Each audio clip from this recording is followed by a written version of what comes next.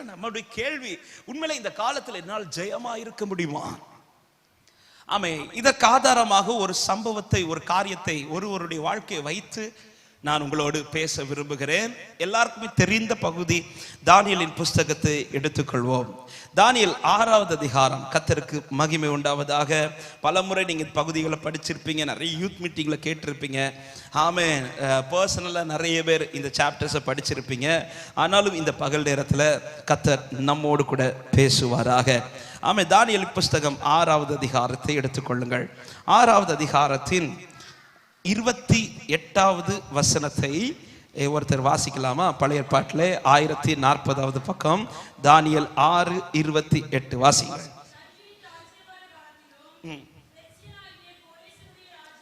ராஜ்யபார காலத்திலும் தானியேலின் காரியம் ஜெயமாயிருந்தது. கரங்களை உயர்த்தி ஆமென் சொல்லுங்க பார்க்கலாம். ஆமென். தானியேலுடைய காரியம் 2 காலகட்டம் கொடுக்கப்பட்டிருக்கிறது. ஒன்று தரியுவின் ராஜ்யபார காலம், 2 பெர்சியன் ஆகிய கோரேசுடைய ராஜ்ய, 2 கிங்டம்ல தானியேலுடைய காரியம் எப்படி இருந்துச்சுன்னு பைபிள் காண்பிக்கிறது என்றால் ஜெயமாகவே இருந்துச்சாம். ஆமே.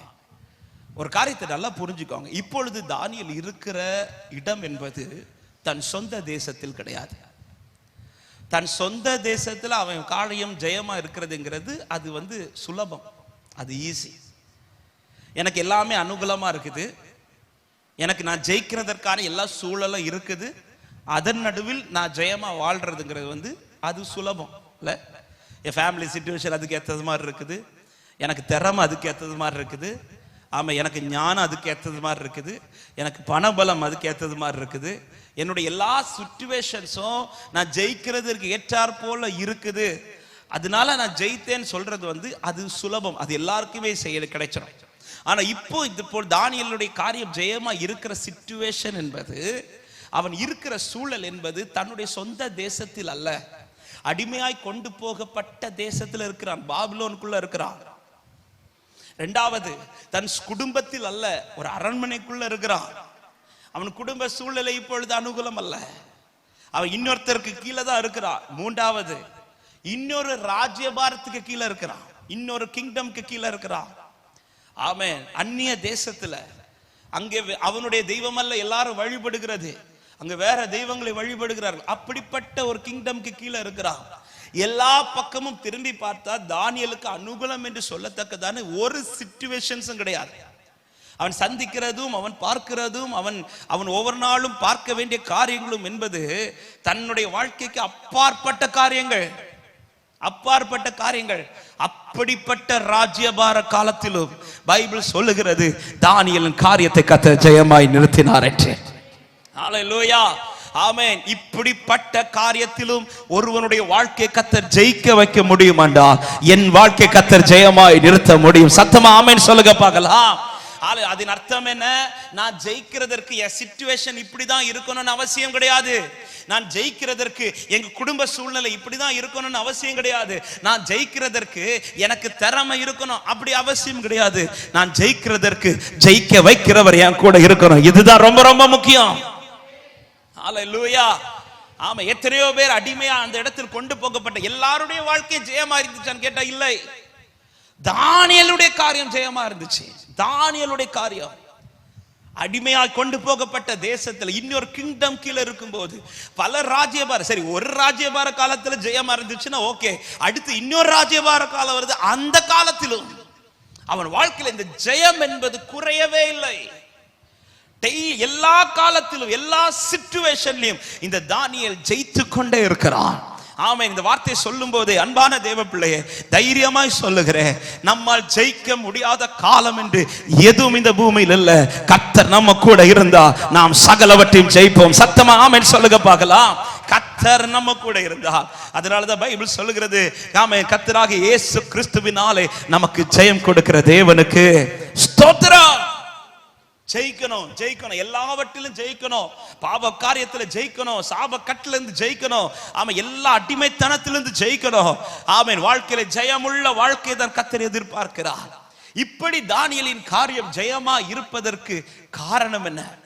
எல்லா சிச்சுவேஷன்ல இந்த தானியேல் தோற்று போக கர்த்தர் விடவில்லையே.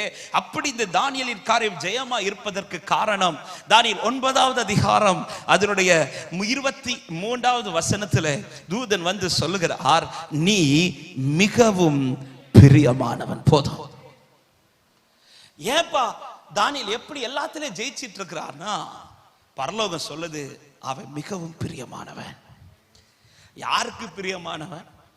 பெற்றோருக்கா, அல்ல குடும்பத்துக்கா, அல்ல கூட இருந்த நண்பர்களுக்கா, இல்ல அந்த தேசத்தில் இருக்க ராஜாக்களுக்கா? இல்ல, பரலோகம் சொல்லுது நீ எனக்கு மிகவும் பிரியமானவன்.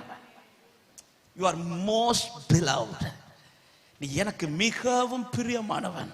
அப்போ பரலோகம் எந்த வாழ்க்கையை பிரியமா பார்க்குதோ அந்த வாழ்க்கையை பரலோகம் ஜெயிக்க வைத்துக் கொண்டே இருக்கும். நாம பாடணும், பரலோக கவனத்தை ஈர்க்கணும்.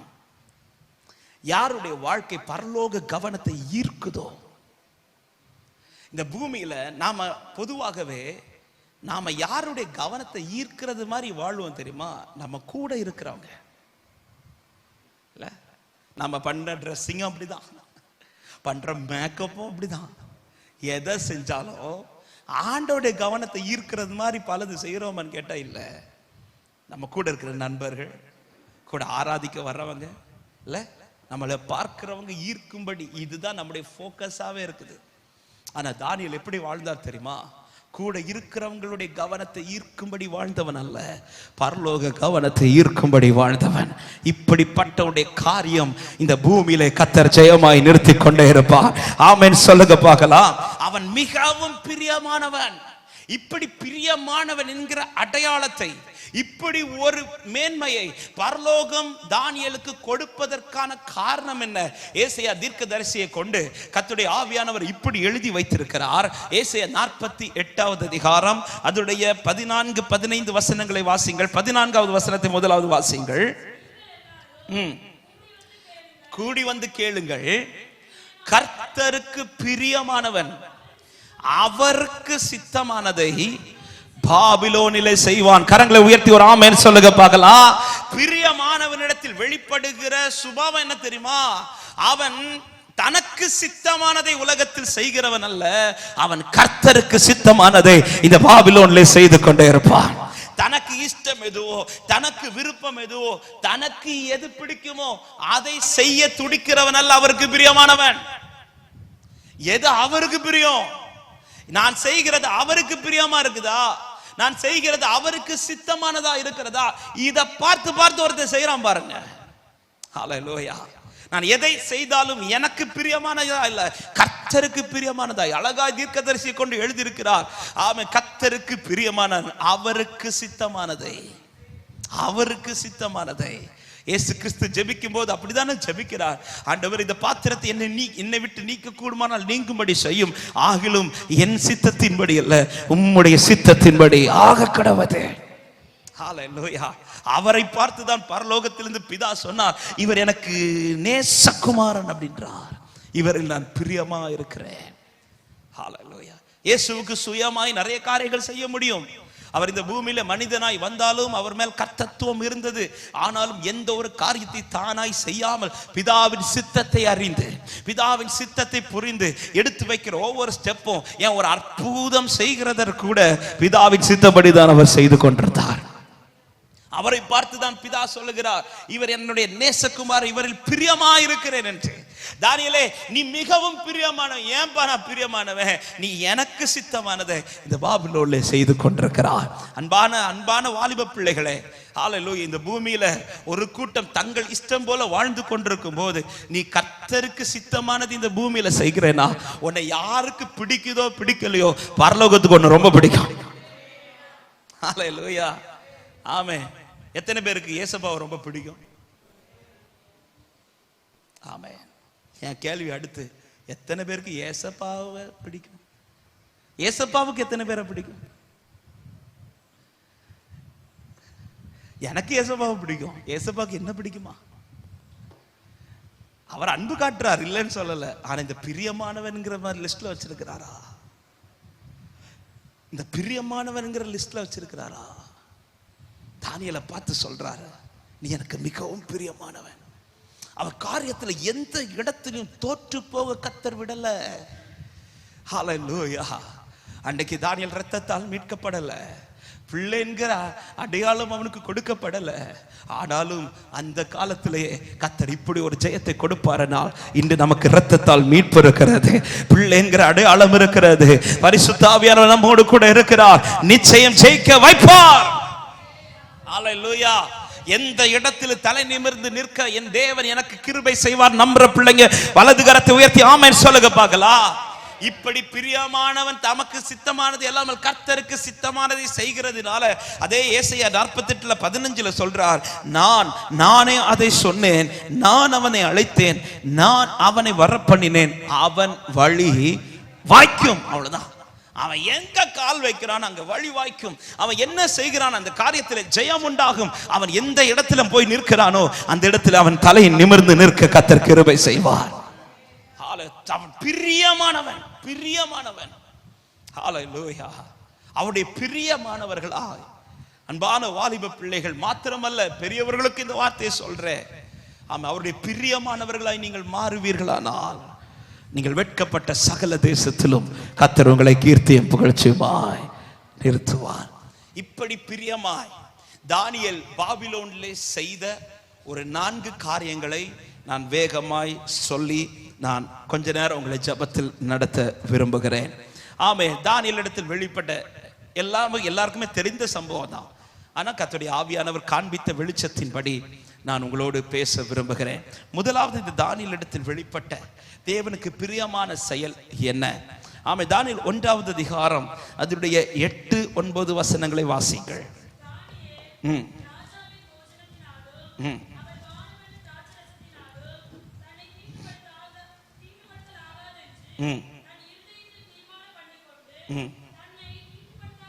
தீட்டுப்படுத்தாதபடி வேண்டிக் கொண்டான். தயவும் இரக்கமும் கிடைக்கும்படி செய்தார். கரங்களை உயர்த்தி ஆமென் சொல்லுங்க பார்க்கலாம். முதலாவது தானியேல் இடத்தில் வெளிப்பட்ட தேவனுக்கு பிரியமான காரியம் என்ன தெரியுமா? அந்நிய தேசத்தில் அந்நிய காரியங்கள் இருக்கிற இடத்தில் தானியேல் தன்னை எப்படிதான் காண்பிக்கிறான் என்றால், வேறு ஒருவனாய் அல்ல, நான் தேவனுடையவன் என்பதை காண்பிக்கிறான். தான் எடுத்த தீர்மானத்தில் உறுதியாய் இருந்து, இப்பொழுது தானியேல் இருக்கிற நிலை என்பது உண்மையிலே அந்த இடத்துல இருந்து இப்படி ஒரு தீர்மானத்தில் இருக்கிறது பெரிய சவால். ஏன்னா இப்பொழுது போடப்பட்டிருக்கிற சட்டம் என்பது அல்லது போட்டிருக்கிற கட்டளை என்பது சாதாரண மந்திரி சொன்ன கட்டளை அல்ல, ராஜா போட்டிருக்கிற கட்டளை. ராஜா தான் ஒரு தலைவன் அவர்களுக்கு ஏற்படுத்தி சொல்றார், அவங்க ராஜ போஜனம் கொடுங்க. நான் 10 நாள் தாண்டி வந்து பார்க்கும்போது ஒரு ஆளுக்கு மூஞ்சியும் சோர்ந்து இருக்க கூடாது. அப்படி சோர்ந்து இருக்குமானால் அதனுடைய பிரச்சனை யாருக்கும் வரும் தெரியுமா? அது தலைவனா இருக்கிறான் தெரியுமா, அவனுக்கும் பிரச்சனை, அவனுக்கும் பெரிய பாதிப்பு உண்டாகும். இப்படி ஒரு பெரிய கட்டளையோட ராஜா போயிட்டார். இனி இந்த காரியத்தை அவன் செய்யவில்லை என்றால் உயிருக்கே ஆபத்து வரலாம், உயிருக்கே ஆபத்து வரலாம். ஆனால் அத்தனை பேர் இருக்கிற கூட்டத்தில் எல்லாரும் அந்த ஆகாரத்தை போஜனத்தை உண்ண ரெடி ஆகும் போது தானியேலும் அவன் நண்பர்கள், விசேஷமாய் தானியேல் தான் எடுத்த தீர்மானத்தில் என்ன தீர்மானம்? நான் என் சொந்த தேசத்தில் மட்டுமல்ல அவருடையவன் என்பதை காண்பிப்பது, எங்க இருந்தாலும் மற்றவங்களுக்கு தெரியணும் நான் அவருடையவன் என்பது. ஆமென் சொல்லுங்க பார்க்கலாம். ஆமென். நான் எந்த ஊருக்குள்ள போனாலும் சரி, நான் எந்த ஸ்கூலுக்கு போனாலும் சரி, எந்த காலேஜில் போனாலும் சரி, எந்த நண்பர்கள் நடுவில் போனாலும் சரி, எப்படிப்பட்ட சூழலுக்குள் போனாலும் மற்றவர்களுக்கு தெரியணும் நான் அவருடையவன் என்பது. ஆமென் சொல்லுங்க பார்க்கலாம். இந்த காரியத்தில் தானியேல் உறுதியா இருக்கிறான், உறுதியா இருக்கிறான். தன்னை எந்த ஒரு காரியத்தில் தீட்டுப்படுத்தாதபடிக்கு, அதாவது இந்த செயல் நான் செய்யறதா, இதனால நான் தீட்டுப்படுவது ஒண்ணு மாத்திரமல்ல, நான் அவருடையவன் என்கிற அடையாளத்தில் தீட்டு உண்டாகும். அதனாலதான் பேதுரு கிட்ட ஆண்டவர் திரும்ப திரும்ப சொல்ற, பேதுரு நீ இப்ப வரக்கூடாது, நீ இப்ப வந்தா உன்னால நிக்க முடியாது பேதுருவே. இல்ல ஆண்டவரே நான் வருவேன், ஆண்டவரே நான் உங்க கூட மறிக்கிறதுக்கு தயார். இப்படி சொல்லும்போது ஆண்டவர் திரும்ப திரும்ப சொல்ற, வேணாம் பேதுருவே, வேணாம் பேதுருவே. பிறகுதான் ஆண்டவர் சொல்றார், நான் உனக்காக வேண்டிக் கொண்டேன் என்று சொல்லி அதையும் தாண்டி பேதுரு வந்தான் பாருங்க. ஹல்லேலூயா. இயேசுக்கு என்ன ஆகுமோ என்று பார்க்க தான் வந்தான். ஆனா ஆண்டவர் திரும்ப திரும்ப சொல்றார், நீ இன்னும் ஸ்டெடி ஆகல, நீ இன்னும் ஸ்டெடி ஆகல. இப்ப வராது, அதையும் தாண்டி வந்து நின்னாம் பாருங்க. ஒரு ஸ்திரீக்கு முன்பாக கூட, ஒரு கேள்விக்கு முன்பாக பேதுரு நிற்க முடியாமல் செய்த காரியம் என்ன தெரியுமா? அவரை மறுதளித்தது மட்டுமல்ல, சபிக்கவும் தொடங்கினான் அப்படின்னு இருக்கு. அவங்க எல்லாரும் கேட்கிறாங்க, நீ அவரோடு கூட இருந்தவன் தானே? பேதுருக்கு நின்னு காண்பிக்க முடியல. எஸ், நான் அவருடையவன், நான் அவருடையவன். இன்னைக்கு எல்லாரும் செய்கிறது போல நானும் செய்து எப்படி காண்பிச்சிட்டு இருக்கிறேன்னா, நான் அவருடையவன் கிடையாது, நான் உங்களை போல வரதேன். சில கூட்டத்துக்குள்ள நான் நிக்கணும்னா ஒரு அடையாளம் என் லைஃப்ல கட் ஆகுது. என்ன அடையாளம்? நான் அவருடையவன் என்கிற அடையாளம். ஆமே, இந்த அடையாளத்தோட நான் நின்னா அந்த கூட்டம் என்ன அக்செப்ட் பண்ணாது. இந்த அடையாளத்தை விட்டா அந்த கூட்டம் என்ன அக்செப்ட் பண்ணும். அதற்காக பேதுருவை போல பல இடத்துல நாம நம்முடைய அடையாளத்தை மாற்றிக்கொண்டிருக்கிறோம். இந்த வார்த்தையை சொல்லும் போது அன்பான பிள்ளைகளுக்கு சொல்லுகிறேன், நீ அவருடைய பிள்ளை என்கிற அடையாளத்தை எங்கெங்க நஷ்டப்படுத்துறியோ அந்த இடத்துல எல்லாம் தோல்வி வருவது நிச்சயம். அதே இடத்துல, அந்த இடத்துல நீ அவருடையவன் என்கிற அடையாளத்தை தாண்டாமல் நிற்பாயானால், அவன் உலகம் முன்னே புறக்கணிக்கலாம், பரலோகம் முன்னே அங்கீகரித்து அதே இடத்துல கர்த்தருனை தலை நிமிர்ந்து நிற்க பண்ணுவார். சத்தமா ஆமென் சொல்லுங்க பார்க்கலாம். ஹல்லேலூயா. விசேஷமாய் ஆமா, இப்ப படிக்கிற பிள்ளைங்களுக்கு அந்த அளவுக்கு ஒரு பெரிய பிரச்சனை இருக்காது. ஆனா ஒரு கம்பெனிக்கு ஒரு வேலைக்கு போகும்போது, ஐடி கம்பெனிக்கு போகும்போது, சாஃப்ட்வேர் கம்பெனிக்கு போகும்போது நிறைய விஷயங்கள் அங்க இருக்கிறது போல நீங்கள் செய்துதான் ஆகணும். இன்னைக்கு நிறைய பிள்ளைங்க இதுதான் ஃபேஸ் பண்றாங்க.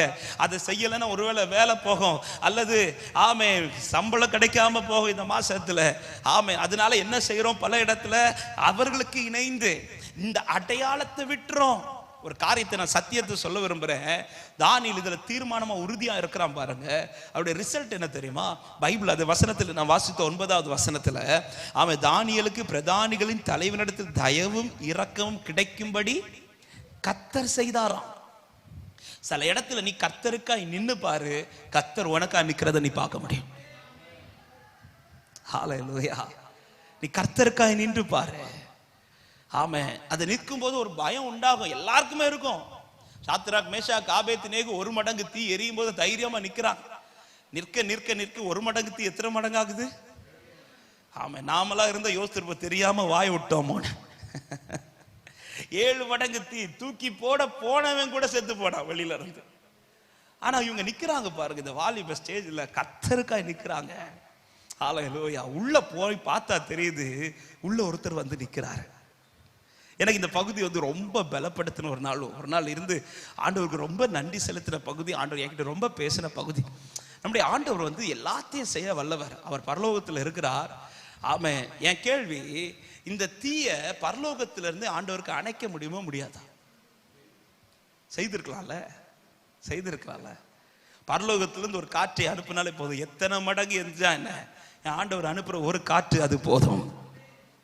என்னெல்லாமோ செய்திருக்கலாம், ஆண்டவருக்கு இருக்கிற இடத்துல இருந்தே செய்திருக்கலாம். ஆனா ஆண்டவர் பரலோகத்திலிருந்து கிரியை செய்யாம இவங்க இருக்கிற தீக்குள்ள அவர் வந்து நிற்கிறார். நான் இந்த வேர்டை படிச்சுட்டு ஆண்டவர், நீங்க எதுக்கு ஆண்டவர் வந்தீங்க? நீங்க எவ்வளவு காரியத்துல அற்புதம் எப்படி எல்லாமோ செய்திருக்கலாம் இந்த இடத்துல ஒரு அற்புதம். ஆனா நீங்க அந்த நடுவில் அவங்க கூட வந்து நிக்கிறீங்களே ஆண்டவரே. அது ராஜா கண் பார்க்கிறது யாரையும் பார்க்குது, அவங்க 3 பேர் இல்ல, அவங்க கூட அவரும் நிக்கிறது. இப்படி ஒரு காட்சி, இப்படி ஒரு அற்புதம் எதுக்கு ஆண்டவரே நீங்க வந்தீங்க அப்படின்னு கேட்கும்போது ஆண்டவர் என்கிட்ட பேசின வார்த்தை, அவன் யாருக்காக நின்னான் தெரியுமா? எனக்காக என் பிள்ளை நின்னா, அவனுக்காக நான் நிக்கிறத காண்பிப்பேன் அப்படின்னாரு. ஹல்லேலூயா. சில இடத்துல சில நபர்களுக்கு முன்பாக, நண்பர்களுக்கு முன்பாக, உன் ஃப்ரெண்ட்ஸ் ஒரு தப்பு பண்ணிட்டு இருக்கும்போது நீ அந்த தப்புக்கு இணைஞ்சி போறியா, இல்ல அந்த தப்பு நடுவில் நீ அவருடைய நின்கிறத காட்டுறியா? தானியேல் எடுத்த தீர்மானம் என்ன தீர்மானம்? என் சொந்த தேசத்துல மட்டும் இல்ல, நான் உலகத்துல எங்க போய் நின்னாலும் சொல்லும், நான் அவருடையவன் என்பது. சர்ச்சுக்குள்ள அவருடையவன் காட்டுறது ஈஸி, குடும்பத்துல நான் ஏசப்பா பிள்ளைன்னு காட்டுறது ஈஸி. இதே அடையாளம் நீ படிக்கிற இடத்துல காட்ட முடியுதா? நீ போகிற இடத்துல காட்ட முடியுதா? நீ நிக்கிற இடத்துல காட்ட முடியுதா? உன் ஃப்ரெண்ட்ஸ் கூட போகும்போது காட்ட. அப்படி நீ காட்டுறேன்னா ஹல்லேலூயா, உனக்கு ஜெயம் இந்த பூமியிலிருந்து அல்ல, பரத்திலிருந்து கர்த்தர் உனக்கு ஜெயத்தை கட்டளையிடுவார். இன்னைக்கு இந்த ஒரு அடையாளத்தில் நிற்கிறது இன்னைக்கு பல பிள்ளைகளுக்கு வெக்கம் இல்ல, ஆராதிக்கிறது வெக்கம், பைபிள் தூக்கிட்டு போறது வெக்கம், ஆமா எங்கப்பா போற, சர்ச்சுக்கு போறேன்னு சொல்றது வெக்கம். ஹல்லேலூயா. ஒரு காரியத்தை நல்லா புரிஞ்சுங்க. நான் ஆண்டவருக்காக ஆண்டவருடையவன்ங்கிறது காட்டுறதுல, ஆண்டவர் நாமத்தை உயர்த்துறதுல உலகத்துக்கு முன்னாடி நான் வெட்கப்படுறேன்னா, இந்த வார்த்தையை நான் பாரமா சொல்றேன், கர்த்தர் என்னக்காகவும் வெட்கப்படுவார். பைபிள் ஒரு வார்த்தை ஆண்டவர் சொல்லியிருக்கிற, என் நாமத்தை மனுஷர் முன்பாக அறிக்கையிட எவன் வெட்கப்படுகிறானோ அவன் பெயரை நான் பரலோகத்தில் சொல்றதுக்கு வெட்கப்படுவேன் அப்படின்னு வரேன். ஹல்லேலூயா. பாபிலோன் தேசத்துல ராஜாக்கு கட்டளைக்கு கீழே தானியேல் ஒரு தீர்மானத்தில் இருக்கிறான். நான் அவருடையவன், நான் அவருடையவன். நான் அவருடையவனாய் காண்பிக்கணும்னா முதல்ல நான் அவருடையவனாய் மாறணும். நான் அவருடையவனாய் மாறணும்னா எனக்கும் அவருக்கும் இடையே ஒரு என்கவுண்டர் இருக்கணும். நான் கிறிஸ்தவ குடும்பத்தில் பிறந்ததுனால அவருடையவனாய் மாற முடியாது. நான் பாஸ்டர் குடும்பத்தில் பிறந்ததுனால அவருடையவனாய் மாற முடியாது. எப்பொழுது அவரோடு உள்ள சந்திப்பு எனக்கு உண்டாகுதோ அப்பொழுதுதான் நான் அவருடையவனாய் மாற முடியும். ஹல்லேலூயா. நான் ஒரு பாஸ்டர் குடும்பத்தில் பிறந்தவன். என் தகப்பனாரு சிலருக்கு தெரியும், பாஸ்டர் பி ஜாய்சன். அது வீட்டில் நான் 5வது பிள்ளை. பாஸ்டர் குடும்பத்தில் பிறந்ததுனால அல்ல நான் இன்னைக்கு மைக் எடுத்து பேசிட்டு இருக்கிறது. எனக்கும் ஆண்டவருக்கு இடையே ஒரு என்கவுண்டர் இருந்துச்சு. அது எப்போனா என்னுடைய காலேஜ் 3rd இயரில் ஒரு நாள் இரவு ஒரு ரோட் சைட், அதாவது எங்கள் வீட்டுக்கு ஃப்ரண்ட்ல ஒரு சின்ன ரோடு தெரு உண்டு. அந்த கேட் பக்கத்தில் இருக்கும்போது ஆண்டவர் என்னை சந்திச்சார். என் நண்பன் கூட நான் வெளியில் போயிட்டு, அப்போ எங்கள் வீடு சர்ச்சில் மேலே சர்ச்சு கீழே வீடு மேலே அப்போ பைபிள் ஸ்டடி நடந்துட்டு இருக்குது. நான் மைக்கெலாம் செட் பண்ணி கொடுப்பேன், மைக் செட் பண்ணுவேன், பாயெல்லாம் போடுறேன், அதெல்லாம் கிளியராக பண்ணிடுவேன். ஆனால் எல்லாம் பண்ணிவிட்டு எங்கே போயிடுவேன்னா வெளியே போகிறேன், மீட்டிங்கில் இருக்க மாட்டேன். ஆமாம், இப்படி எனக்கு வந்து என் ஃப்ரெண்ட்ஸ் தான் ரொம்ப முக்கியமாக இருந்தாங்க. அப்படி தான் என் ஃப்ரெண்ட்ஸ் கூட போய் நல்லா சுற்றிட்டு நல்லா சாப்பிட்டுட்டு, அப்போ என் ஃப்ரெண்டு அதில் எனக்கு ஒரு நல்ல ஒரு ஃப்ரெண்ட் இருந்தால், நல்ல ஸ்பிரிச்சுவல் ஃப்ரெண்ட். பலமுறை வான் பண்ணி பார்த்துருக்குறான், டே இப்படியெல்லாம் போகாத, ஒரு ட்ராக் சரியில்லைன்னா. ஆனால் எத்தனையோ முறை சொல்லியிருக்கிறான். சொல்லும் போது செர்ரா அப்படின்னு தட்டி விட்டுருவேன். ஆனால் அன்னைக்கு இரவு நான் பைக்கில் கொண்டு எங்கள் வீட்டுக்கு ஃப்ரெண்டில் விட்டுறான். அப்போ மீட்டிங் முடியலை, மீட்டிங் நடந்துட்டு இருக்கு, வீட்டில் யாருமே கிடையாது. அந்த தெருவில் அப்படி நின்றுட்டு இருக்கிறேன். என்னை விட்டுட்டு அவன் கிளம்பும் போது திடீர்னு ஸ்டாப் பண்ணி, டேவிட் வெயிட் பண்ணு அப்படின்னா என்கிட்ட பேச தொடங்கினான். நிறைய காரியங்களை பேசிட்டு இருக்கிறான். பேச பேச பேச எத்தனையோ முறை என்கிட்ட பேசி இருக்கிறான். ஆனால் அன்னைக்கெல்லாம் உடையாத என் உள்ளம் அந்த இரவுல உடஞ்சிச்சு பாருங்க. என்னை அறியாமலே எனக்குள்ள அப்படி கதறல் சவுத்தா வருது. எனக்கு ரோட்ல நின்று கத்தணும், எனக்கு அது தெரியல. ஆண்டவருடைய என்கவுண்டர்னு தெரியல. எப்படி அன்னைக்கு சவுல் நிருபங்கள் எல்லாம் வாங்கிட்டு போகிற வழியில ஒரு ஒளி வந்து சந்திச்சு அவன் நீ யார் என்று கேட்டாரோ அதே போல ஒரு என்கவுண்டர் அந்த ராத்திரி அந்த ரோட்ல எனக்கு நடக்குது. எனக்கு கதறி அழணும். ஏன்னா என் வாழ்க்கை எனக்கு தெரியும், எல்லா பக்கத்துல ஒரு எம்டினஸ் இருக்கு. ஆனா அது வெளியில யார்கிட்டே காட்டல. அந்த இடத்துல நான் கதறணும்னு இருக்கிறேன். ஆனா அவன் சொல்ல சொல்ல சொல்ல எனக்கு ஒரு பக்கம் அழுக வருது. அழுதா ரோட் சைடு யாராவது பார்த்தாங்க ஏதாவது கேட்பாங்கட்டு அப்படி கண்ட்ரோல் பண்ணிட்டு இருக்கிறேன். அவன் எல்லாம் சொல்றான். சொல்லிட்டு சரிடா நான் திருந்திரேடா அப்படின்னு சொல்லி அவன் கிளம்புறான் பாருங்க. கிளம்புறான், திரும்ப ஸ்டாப் பண்ணான்.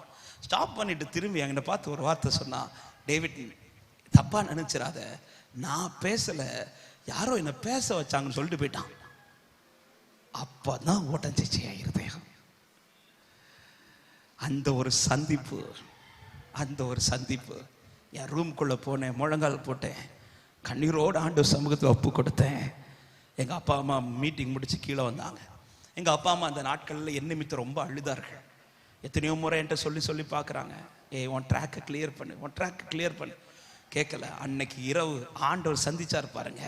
அந்த சந்திப்பில் என் ட்ராக்கை கிளியர் பண்ணி எங்கள் அப்பா அம்மா காலில் போய் விழுந்து மன்னிப்பு கேட்டேன். சாரி அம்மா. அன்னைக்கு எங்கள் அப்பா அம்மா அழுதாங்க, வேதனையில் சந்தோஷத்தில். அன்னைக்கு துவங்கின ஓட்டம் பாருங்க, இன்னைக்கு வர கர்த்தர் ஜெயமா நிறுத்தி வச்சிட்டு இருக்கிறார். ஹல்லேலூயா. அந்த சந்திப்பு வருகிறது வரையிலும் என் லைஃப்ல இருந்த ஒரு பெரிய கேள்வி என்ன தெரியுமா? என் ஃபியூச்சர் எப்படி இருக்க போகுது? ஏன்னா நான் என் சாட்சி இப்போ சொல்ல போனா அது ஒரு பெரிய சாட்சி, நான் அங்கே போகலை. ஏன்னா எனக்கு இது ஒரு பெரிய கொஸ்டின். எல்லாத்துலேயும் தோத்துட்டு வந்துட்டு இருக்கிறேன். சிஸ்டர் சொன்னாங்களே 12th 3 முறை தோத்தாங்க. இதே போலதான் நான் காலேஜில் அனுபவிச்சேன். ஒரே சப்ஜெக்ட் 6 செமஸ்டர் எழுதிட்டே இருந்தேன். கடைக்கு எல்லாரும் பாஸ் பண்ணுவாங்க, நான் மட்டும் புரியல. அன்னைக்கு எனக்கு என்ன, படிக்காதவன் கூட அந்த சப்ஜெக்ட் பாஸ் பண்ணுவான். கிட்ட நிறைய அரியர்ஸ் இருந்துச்சு. அதுல ஒரு சப்ஜெக்ட் எனக்கு மறக்கவே முடியாது. அதாவது அந்த எங்க கிளாஸ்லயே ஒண்ணுமே படிப்பு வராதவன் ஃபர்ஸ்ட் அட்டெம்ப்ட்ல பாஸ் பண்ணிட்டான்.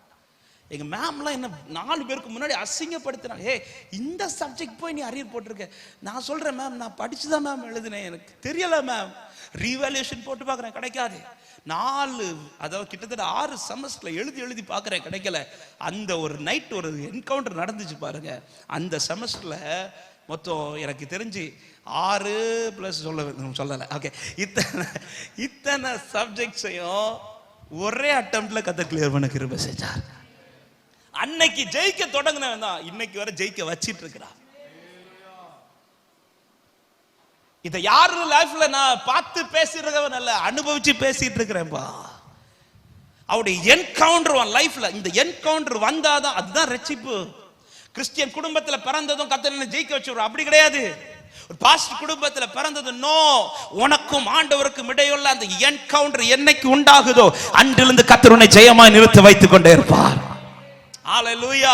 அந்த என்கவுண்டருக்காக தான் இப்படி ஒரு கூட்டங்கள் எல்லாம் கர்த்தர் உனக்கு ஏற்படுத்தி கொண்டிருக்கிறார். அந்த என்கவுண்டர் சந்திப்பு, அந்த சந்திப்புக்கு பிறகு நீ யாருடையவனாய் நிற்கணும் தெரியுமா? அவருடையவனாய். பைபிள் ஒரு வார்த்தை அழகா இருக்குது பாருங்க. 1 யோவான் 5வது அதிகாரம் அதனுடைய 4வது வசனத்தை வாசியுங்கள். 1 யோவான் 5:4. தேவனால் பிறப்பது எல்லாம், இந்த வார்த்தைக்கு கர்த்தரை மகிமைப்படுத்தலாமா? ஹல்லேலூயா. தேவனால் பிறக்கிற இவன் என்று சொல்லல, தேவனால் பிறக்கிற இவள் என்று சொல்லல, தேவனால் பிறப்பது எல்லாம். நீ அவருடையவனாய் தேசத்தில் வாழ்வாயானால் பைபிள் சொல்லுகிறது நீ உலகத்தை ஜெயிப்ப. பிறப்பது எல்லாம். அவனுக்கு இந்த சிச்சுவேஷன் இருக்கணும் அவசியம் இல்ல, அவனுக்கு இவ்வளவு ஞானம் இருக்கணும் அவசியம் இல்ல, அவனுக்கு இவ்வளவு திறமை இருக்கணும் அவசியம் இல்ல. நீங்க பைபிள் எடுத்து பாருங்க, யாரெல்லாம் கர்த்தர் எடுத்து ஜெயிக்க வச்சாருன்னு பாத்தீங்கன்னா அவங்க லைஃப்ல எல்லாமே நன்மையா இருந்துச்சான்னு கேட்டா கிடையாது. தாவீதின் வாழ்க்கையில எல்லாமே ஜெயமா இருந்தது என்று பைபிள் காண்பிக்கிறது. தாவீதுடைய வாழ்க்கையில என்னங்க நல்லதா இருந்துச்சு? குடும்பத்துல எல்லாரும் துணையா இருந்தாங்களா? இல்லையே. காட்டுக்குள்ள தனியா ஆடுகளை மேய்த்து கொண்டிருக்கிறவன் தாவீதே தன் சாட்சியை சொல்லுகிறார், என் தகப்பனும் தாயும் என்னை கைவிட்டாலும் கர்த்தர் என்னை சேர்த்துக் கொள்ள வல்லவரா இருக்கிறார். 7 பேர் நல்ல பொசிஷன்ல கவர்மெண்ட் ஜாப்ல இருக்கும்போது ஒருவன் மட்டும் காட்டுக்குள்ள ஆடு மேய்ச்சிட்டு இருக்கிறான். ஏன் இவனுக்கு இப்படி ஒரு நல்ல 7 பேர் நல்ல ஜாப்ல இருக்காங்களா, அதுல ஒரு ஆள் கூட ரெக்கமெண்ட் பண்ண முடியலையா? தம்பி ஏப்பா இப்படி விட்டுருக்கீங்க, ஆமா அட்லீஸ்ட் அவனை வீட்லயாவது உட்கார வைங்க, நாங்க பாத்துக்கிறோம், இப்படி சொல்லிருக்கலாம். ஒரு ஆள் கூட ரெக்கமெண்டேஷன் இல்ல. வீட்டுல ஒரு பெரிய ஃபங்க்ஷன் நடக்குது, சாமுவேல் தீர்க்கதரிசி வந்திருக்கிறார். ஆமா, எல்லாரும் அழைக்கப்பட்ட கூட்டத்துல தாவீதை அழைக்கவில்லை. ஏன்னா தாவீது அவங்களுக்கு ஒரு விஷயமே கிடையாது. ஹல்லேலூயா. தாவீதுடைய வாழ்க்கை எல்லாராலும் புறக்கணிக்கப்பட்ட வாழ்க்கை. அப்படிப்பட்ட தாவீதின் வாழ்க்கை தான் பைபிள் சொல்லுகிறது, அவன் காரியம் எல்லாம் ஜெயமாய் கர்த்தர் மாற்றிக்கொண்டே இருந்தார். ஹல்லேலூயா. ஆமா, எல்லாரையும் நல்ல நிலையில் வைத்த தகப்பன் இந்த தாவீதுக்கு ஒரு நல்ல நிலையை பார்த்திருக்கலாமே, செய்திருக்கலாமே. ஏதோ ஒரு விதத்துல தனியா காட்டுக்குள்ள கொஞ்சம் ஆடுகளை கொடுத்து அனுப்புறாங்க. காட்டுக்குள்ள சின்ன பையன், அவனுக்கு என்ன ஆகும், எப்ப சிங்கம் வரும், கரடி வரும், இது பெற்றோருக்கு தெரியாதா, சகோதரர்களுக்கு தெரியாதா? ஆனா அவங்களுடைய எண்ணம் தாவீது அல்ல. ஆமே, தாவீது அவங்களுக்கு ஒரு விஷயமே கிடையாது. தாவீது ஒரு சங்கீதத்தில் இப்படி எழுதி வச்சிருக்கிறார், செத்தவனை போல மறக்கப்பட்டேன் அப்படின்றார். செத்தவனை போல மறக்கப்பட்டேன்னா, இப்போ ஒருத்தங்க மரிச்சு போறாங்கன்னா அவங்களுடைய நினைவு கொஞ்ச நாள் இருக்கும் பாருங்க. ஆனா கொஞ்ச நாளைக்கு பிறகு அவங்களுடைய நினைவு கூட மொத்தமா மறந்துடும். இதே போலதான் தாவீது உயிரோடு இருக்கும்போது சொல்றாரு, நான் என் குடும்பத்தாரால் என் சகோதரர்களை செத்தவனை போல மறக்கப்பட்டேன் அப்படின்றார்.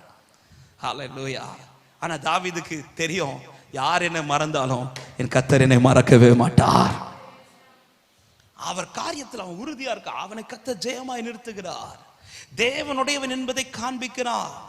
தேவனுடையவன் என்பதுக்கு, அதாவது ஏன் இந்த வார்த்தையை நான் கொஞ்சம் வற்புறுத்துறேன்னா, சர்ச்சுக்குள்ள பாஸ்டர்ஸ் முன்னாடி, விசுவாசிகள் முன்னாடி நான் அவருடையவன் காட்டுறது அது ஈஸி, அது எல்லாரும் செஞ்சிடலாம். ஆனா மற்ற இடத்துல ஸ்கூல் போகும்போது, காலேஜ் போகும்போது, வேலை பார்க்குற இடத்துல போகும்போது, உலகத்துக்கு முன்பாக போய் நிற்கும்போது, சில காரியங்கள் சில இடத்துல போய் நிற்கும்போது, அந்த இடத்துல நான் நிற்கிறேன் பாருங்க, அவருடையவனாய். இதை தான் கர்த்தர் பார்க்கிறார். தானியேல் தன்னை தேவனுடையவன் என்பதை காண்பித்தது தன் சொந்த தேசத்தில் அல்ல. பேதுரு இந்த காரியத்தில் தோற்று போகிறான், யூதாஸ் தோற்று போகிறான். ஹல்லேலூயா. ஆனா தானியேல் நிற்கிறான் பாருங்க, தானியேல் நிற்கிறான். தாவீதும் நிற்கிறார். தாவீத பாருங்க, கோலியாத்துக்கு முன்பாக நான் போகிறேன்னு சொல்லிட்டு நிற்கும் போது சவுல் தன்னுடைய வஸ்திரங்களை எடுத்து கொடுக்கிறான். ஆவிக்குரிய அர்த்தத்தோடு இதை சொல்றேன். தன்னுடைய வஸ்திரங்களை எடுத்து கொடுக்கும் போது தாவீது என்ன சொல்றாருன்னா, இது எனக்கு போட்டு பழக்கம் இல்ல அப்படின்றான். அதை போட்டு கலத்தி வச்சுட்டு தனக்கு என்ன அடையாளமோ அதை எடுத்து தான் போறான். ஒரு கவனையும் ஒரு கல்லை எடுத்து தான் போறான். தனக்கு என்ன அடையாளம், இந்த அடையாளத்தோட தான் சத்துரு முன்னாடி போய் நிற்கிறான். அப்படி நின்ன தாவீது தோற்கவில்லை, அவன் ஜெயமாய் நின்றான். ஆமென் சொல்லுங்க பார்க்கலாம். அப்படி நிற்கிறவன் இயேசுவின் நாமத்தில் இந்த வார்த்தையை அன்பான பிள்ளைகளுக்கு சொல்றேன். எங்க போய் நின்னாலும் உன்னை பார்த்தா தெரியணும் நீ அவருடையவன் என்பது. எத்தனை பேர் சொல்ல நான் ஏசப்பாக்குரியவன் சொல்றவங்க மாத்திரம் சத்தமா ஆமென் சொல்லுங்க பார்க்கலாம். ஹல்லேலூயா. அவருடையவன் என்கிற அடையாளம். அவருடையவன் வாழ்க்கையில பரிசுத்தம் இருக்கும். அவருடைய வாழ்க்கையில சுத்திகரிப்பு உண்டாகும். அவருடையவன் என்கிறவன் பாவத்தில் விழமாட்டான். எல்லாரும் செய்கிறதை அவன் செய்ய மாட்டான். எல்லாவற்றையும் அனுபவிக்க எனக்கு அதிகாரம் உண்டு, ஆனாலும் எல்லாம் எனக்கு தகுதியா இராதே. இரண்டாவது தானியேலிடத்தில் வெளிப்பட்ட இரண்டாவது காரியம், தானியேல் 6வது அதிகாரம் அதனுடைய 10வது வசனத்தை வாசியுங்கள்.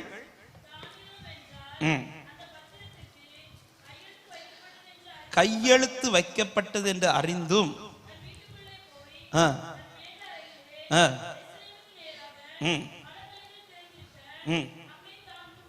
தான் முன் செய்து வந்தபடியே தினமும் 3 வேளையும் முழங்காற்படியிட்டு ஜெபம் பண்ணி ஸ்தோத்திரம் செலுத்தினான். கரங்களை உயர்த்தி ஆமென் சொல்லுங்க பார்க்கலாம். முதலாவது சொன்னேன், தானியேலின் காரியம் ஜெயமா இருக்க காரணம் அவன் தேவனுடையவனாய் தன்னை காண்பிக்கிறான். இரண்டாவது தானியேலிடத்தில் வெளிப்பட்ட காரியம், எந்த சூழ்நிலையிலும் தேவனோடு உள்ள பழக்கத்தை அவன் விட்டு விடவில்லை. தேவனோடு பழகுகிற அனுபவம், இது பர்சனல் ரிலேஷன்ஷிப் வித் காட். ஆண்டவரோடு உள்ள பர்சனல் ரிலேஷன்ஷிப், தனிப்பட்ட பழக்கம்.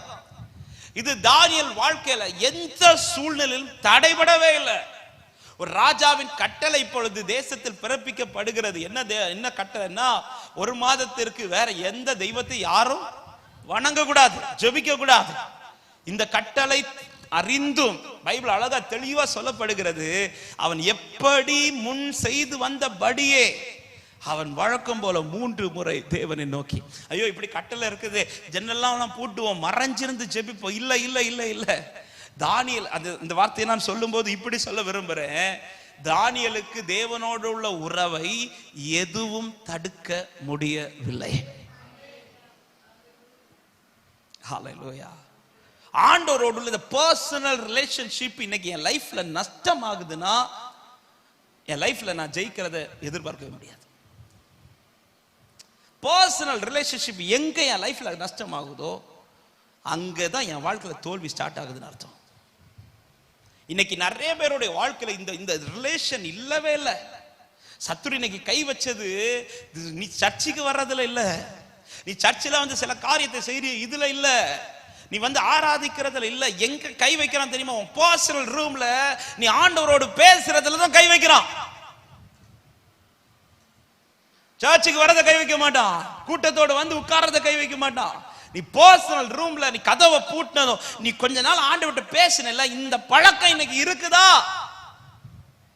இந்த தானியேலை பாருங்க, தான் முன் செய்து அதாவது இந்த கட்டளை பிறக்கிறதுக்கு முன்னாடி, நம்ம ஊர்ல மட்டும் இப்படி எல்லாம் கட்டளை வந்துச்சுன்னா நம்ம மக்களுக்கு என்ன சந்தோஷமா இருக்கு தெரியுமா? ஆண்டவர் கேட்ட, ஏன் நீ ஜெபிக்கல? ஆண்டவர் உங்களுக்கு தெரியாது ஆண்டவரே, ஊர் ஃபுல்லா இப்படிதான் கட்டளை பிறந்திருக்கு. தானியேலை பாருங்க, கட்டளை பிறந்தது தெரிந்தும். ஜீசஸ் இந்த ரிலேஷன்ஷிப் பவுல் சொல்லுகிறார், கர்த்தராகிய இயேசு கிறிஸ்துவின் அன்பை விட்டு என்னை எதுவும் பிரிக்க முடியாது. இந்த உறவு எங்க உன் லைஃப்ல நஷ்டம், அன்பான பிள்ளைகளுக்கு சொல்றேன், இந்த அப்பாவோடு உள்ள உறவு உன் லைஃப்ல நஷ்டமாகுதுன்னா நீ தோக்க தொடங்கிட்டேன்னு அர்த்தம். தோக்க தொடங்கிட்டேன்னு அர்த்தம். இளைய குமாரன் லைஃப்ல எல்லாமே இழக்க ஸ்டார்ட் ஆனது எப்போ தெரியுமா? சொத்து வாங்குறதுல இல்ல, வாங்கிட்டு பிரிஞ்சான் பாருங்க. சொத்து எழுதும் போது அப்பா மூத்த குமாரனுக்கு சேர்த்து தான் எழுதுறார். ஆனா மூத்த குமாரனுக்கு எதுவும் நஷ்டமாகல. ஏன் நஷ்டமாகலன்னா இந்த உறவு கட்டாகல. இளைய குமாரனுக்கு எல்லாமே நஷ்டப்பட ஸ்டார்ட் ஆயிடுச்சு. கடைசியில் ஒண்ணுமே இல்லை. ரீசன் என்னன்னா, இப்ப பண்டி கூட்டத்தின் நடுவில் இருந்து குமாரன் சொன்ன வார்த்தை என்ன? எனக்கு ஒரு அப்பா இருக்கிறார் அப்படின்றார். எங்க அப்பா வீட்டுல வேலைக்காரங்களுக்கு நல்ல பிரியாணி டெய்லி. ஆனா நானும் இதை நான் இப்படி புரியும்படி சொல்றேன், பண்டி கூட்டத்தில் இருக்கிறவனுக்கு அப்பா இருக்கிறான்னு சொல்ல தெரியுதே தவிர அப்பாவோடு இருக்க முடியல. ஆமா, எனக்கு அப்பா இருக்கிறாருன்னு சொல்றது அல்ல பெருமை, நான் அப்பாவோடு இருக்கிறது தான் பெருமை. சத்தமா ஆமென் சொல்லுங்க பார்க்கலாம். இன்னைக்கு நிறைய பேர் சொல்றது, நான் எனக்கு ஏசப்பா இருக்கிறா, ஏசப்பா இருக்கிறா. நான் கேட்கிற கேள்வி, நீ ஏசப்பாவோடு கூட இருக்கிறியா? ஹல்லேலூயா. இன்னைக்கு ஏசப்பா இருக்கிறா. எங்கயா இருக்கிறார் உன் லைஃப்ல? உனக்கு அவருக்கு எந்த சம்மதமே இல்லையே, உனக்கு அவருக்கு எந்த ஒரு கனெக்ஷனுமே இல்லையே. தானியேல் வாழ்க்கை இந்த கனெக்ஷன் மட்டும் கட்டாகல. சிங்க கெபிக்குள் இருந்தாலும் இந்த உறவில் இருந்தாம் பாருங்க, சிங்கம் அவனை சேதப்படுத்த கர்த்தர் அனுமதிக்கவில்லை. எங்க நின்றால் இந்த உறவை நஷ்டப்படுத்த தானியேல் இடமே கொடுக்கல. தான் முன் செய்து வந்தபடி 3 வேளை. இன்னைக்கு இந்த உறவுக்குள்ள ஒரு தேவ பிள்ளை நிக்கிறதே இன்னைக்கு பெரிய சவால். ஹல்லேலூயா. இன்னைக்கு நான் இந்த வார்த்தை பேசும்போது, இதுவரை உறவே நீங்கள் தேவனோடு வைக்காத கூட்டம் அல்ல, பல நாட்கள் உறவில் இருந்தவர்கள் தான் இன்னைக்கு அவர்கிட்ட பேசுறதே கிடையாது. ஆமென். கடந்த வருஷத்துல பல இடத்துல இந்த சாட்சியை கர்த்தர் சொல்ல வச்சிருக்கிறார். இந்த உறவை எடுத்ததுனால இந்த சாட்சியை நான் பலனுக்காய் சொல்றேன், புதிதாக கேட்கிறவங்களுக்காக சொல்றேன். ஹல்லேலூயா. எனக்கு திருமணம் 2016 முடிஞ்சிச்சு. முடிஞ்சு 4 வருஷம் ஆண்டவர் பிள்ளைக்காய் காத்திருக்க வைத்தார்.